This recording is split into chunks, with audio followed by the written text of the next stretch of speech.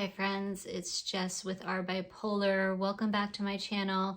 If you're new here, just a little bit about me. I have bipolar 1 and I was diagnosed 26 years ago when I was a sophomore in college. Today, as you can tell, doing something different. I'm just going to talk about what's going on in my life, just kind of be real with all of you. But before I'm going to get into that, I will ask you to subscribe, like, comment. I'd love to hear what you think about this video.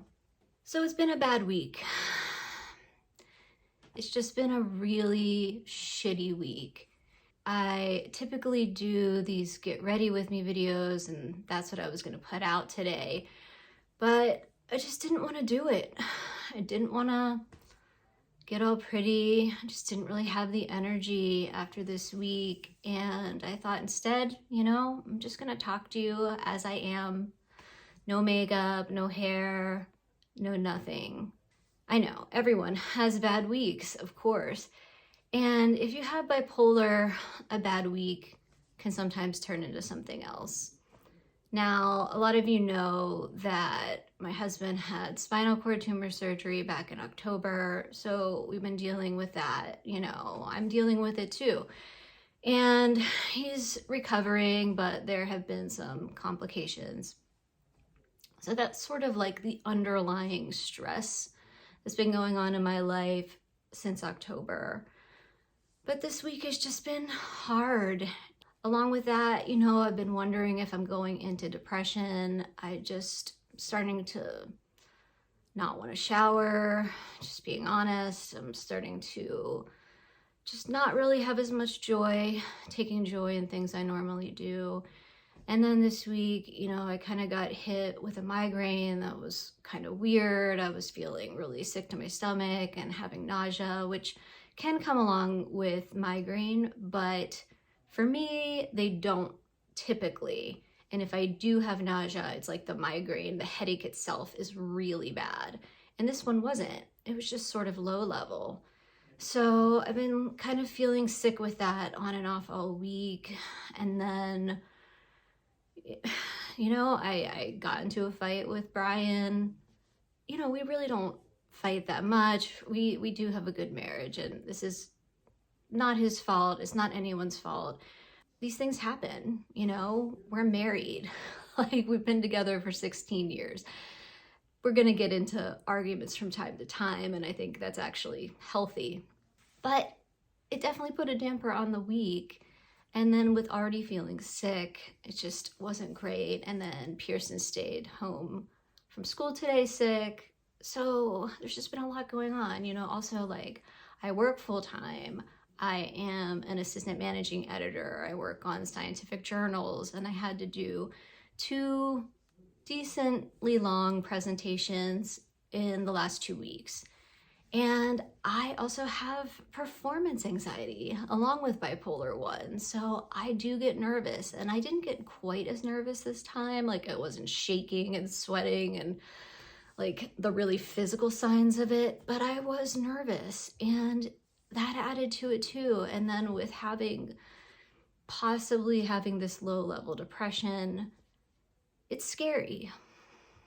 That's it. It's scary. And I'm also like running Pearson to and from activities, after school. And along with all of this, there is something hanging over our heads. So next week on Monday, Brian and I need to travel back down to Johns Hopkins, and see his neurosurgeon for his 3-month follow-up from the surgery. All the while knowing that he's not doing as well as we would like. And, if you have bipolar, you probably know that, or for most of us, travel isn't the easiest thing to do. We are flying this time.